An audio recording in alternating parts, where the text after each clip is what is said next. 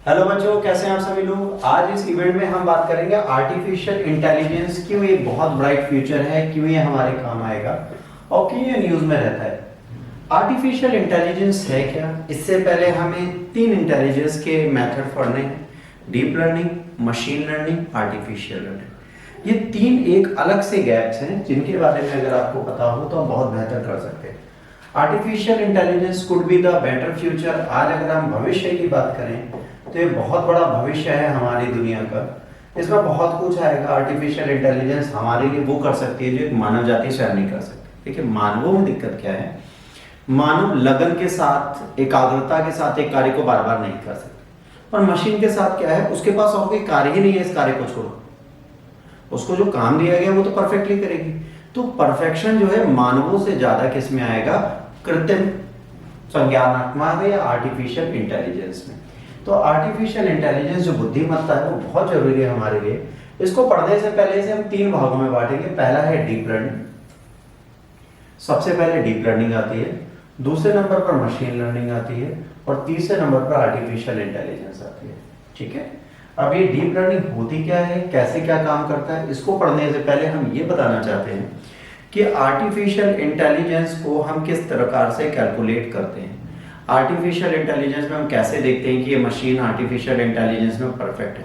Artificial intelligence में perfect होने के लिए टेस्ट होता है जिसका नाम है ट्यूरिंग टेस्ट। ट्यूरिंग टेस्ट क्या होता है बच्चों, इसमें एक मशीन का वर्क और एक ह्यूमन का वर्क, ठीक है, ये दोनों मशीन के सामने रख दिए जाते हैं और मशीन को ये आइडेंटिफाई करना होता है कि ये मैन वर्क है, ये मशीन मेड वर्क है। और ये टेस्ट का गैप कभी कभार मशीन क्या 90% टाइम नहीं दे पाती थी, इसलिए दिक्कत होती है। डीप लर्निंग एक शैलो लर्निंग है, मशीन लर्निंग थोड़ा एक सेंटर स्पेसिफिक है और ये जो है स्पेसिफिक है। और आर्टिफिशियल इंटेलिजेंस ओवरऑल है, मतलब ये सबसे बड़ी लर्निंग है जिसमें ह्यूमन इमोशंस तक जोड़ दिए जाएंगे।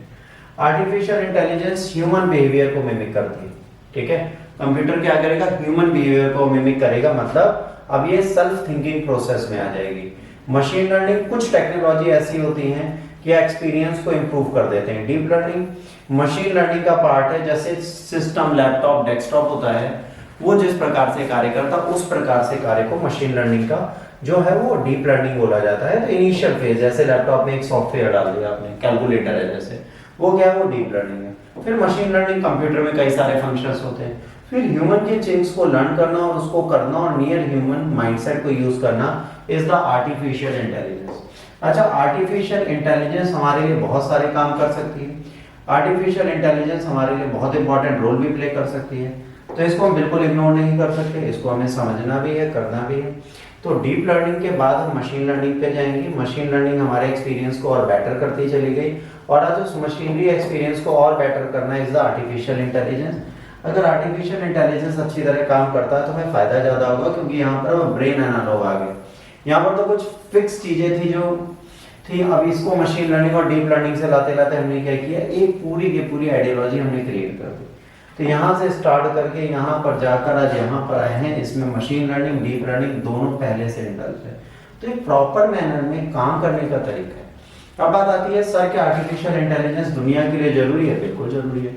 आज सोशल मीडिया पे आप बैठते हो, वीडियोस बनाते हो, इमेजेस डालते हो, फैक्ट्स ढूंढते हो, तो अगर हमारे पास आर्टिफिशियल इंटेलिजेंस ना हो तो आपको सजेस्ट कौन करेगा? आज सजेशन आप फैमिली से नहीं मांगते, आज सजेशन आप फ्रेंड से नहीं मांगते, आज सजेशन के लिए आप आर्टिफिशियल इंटेलिजेंस का यूज करते हो। आज आप चैट बोर्ड का यूज करते हो और उससे हर चीज पूछते हो, उसकी डिटेल्स लेते हो। हमारी डेटा सिक्योरिटी, हमारा फाइनेंस, हमारी गेमिंग, हमारी astronomy, health care, transport, agriculture, education, e commerce, entertainment, automobile, social media, robotics, सब कुछ आर्टिफिशियल इंटेलिजेंस बदलने जा रहा है। आज आर्टिफिशियल इंटेलिजेंस हमारे लिए वो कर रहा है जो हमने कभी सोचा नहीं। आज आपको होरोस्कोप चाहिए तो आपको आर्टिफिशियल इंटेलिजेंस की जरूरत है, क्योंकि वो 99% एक्यूरेसी के साथ आपकी डिटेल्स प्रीवियसली 1 CR से ऊपर डेटा को एनालाइज करके आपको रिजल्ट देगा, जो एक एस्ट्रोलॉजर और एस्ट्रोनॉमर भी नहीं दे सकता। तो बड़ी चीज क्या, आर्टिफिशियल इंटेलिजेंस डीप लर्निंग और मशीन लर्निंग के फ्यूजन के साथ बना है, तो ये आपको बहुत इंपॉर्टेंट जानकारियां दे सकता है।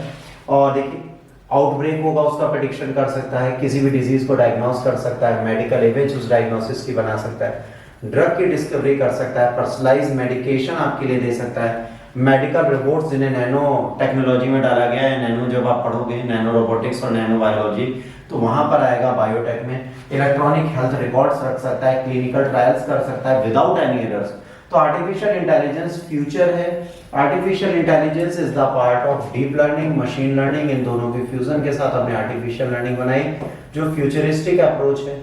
और आज ये बहुत आगे बढ़ता जा रहा है। हम धीरे धीरे आर्टिफिशियल इंटेलिजेंस को यूज करने लगे हैं और अगर ये सही से काम करता है तो बहुत कुछ कर सकता है।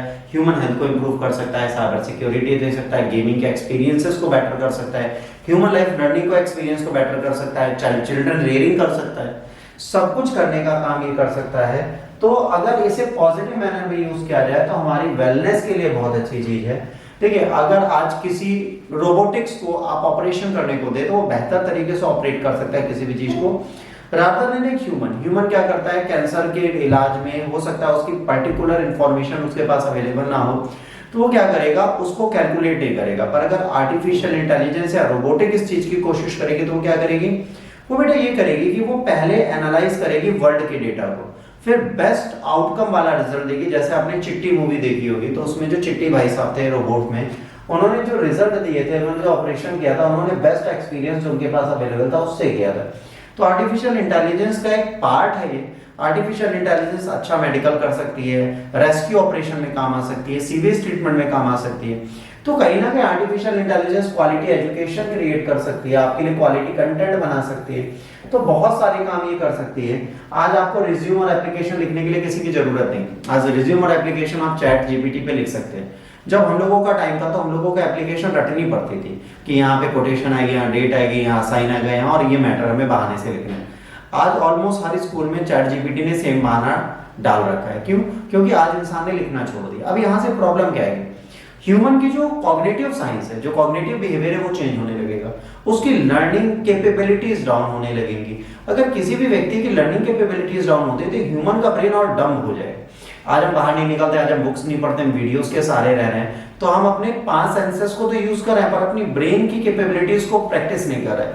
तो कहीं ना कहीं हमें इसकी प्रॉब्लम होगी।